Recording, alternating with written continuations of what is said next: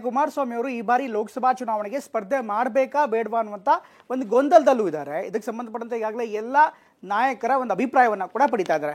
ಅದೇ ರೀತಿ ಇವತ್ತು ದಿಢೀರಾಗಿ ಕುಮಾರಸ್ವಾಮಿ ಅವರು ಚಿಕ್ಕಮಂಗ್ಳೂರಿನ ರೆಸಾರ್ಟ್ನಲ್ಲಿ ಕಾಣಿಸ್ಕೊಂಡ್ರು. ಆಶ್ಚರ್ಯ ಅಂದರೆ ಆ ರೆಸಾರ್ಟ್ನಲ್ಲಿ ಮಂಡ್ಯದ ನಾಯಕರು, ಹಳೆ ಮೈಸೂರು ಭಾಗದ ನಾಯಕರು ಕೂಡ ಕಾಣಿಸ್ಕೊಂಡ್ರು. ಹಾಗಾದರೆ ಏನಾಗ್ತಾ ಇದೆ ರೆಸಾರ್ಟ್ನಲ್ಲಿ ನೋಡೋಣ ಬನ್ನಿ.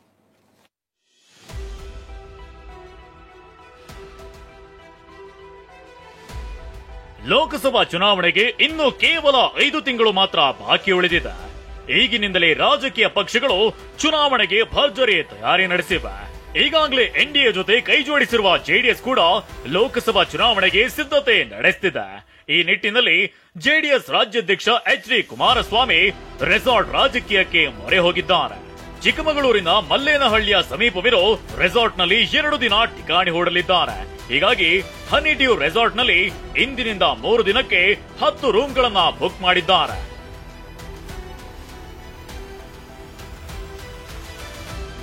ಮಂಡ್ಯ ನಾಯಕರ ಜೊತೆ ಎಚ್ಡಿಕೆ ರೆಸಾರ್ಟ್ಗೆ ಆಗಮಿಸುವ ನಿರೀಕ್ಷೆ ಇದೆ.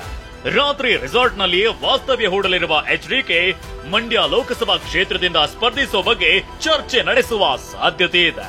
ನಾಯಕರ ಅಭಿಪ್ರಾಯ ಸಂಗ್ರಹಿಸುವ ಎಚ್ಡಿಕೆ ಮಂಡ್ಯ ಕ್ಷೇತ್ರದಿಂದ ಸ್ಪರ್ಧಿಸುವ ಬಗ್ಗೆ ಅಂತಿಮ ತೀರ್ಮಾನವನ್ನ ಕೈಗೊಳ್ಳಲಿದ್ದಾರೆ. ಜೊತೆಗೆ ಕಾಂಗ್ರೆಸ್ ನಾಯಕರು ಜೆಡಿಎಸ್ ನಾಯಕರನ್ನ ಸೆಳೆಯಲು ಯತ್ನಿಸಿದ್ದಾರೆ ಅನ್ನೋ ಸುದ್ದಿಯೂ ಹರಿದಾಡ್ತಿದೆ.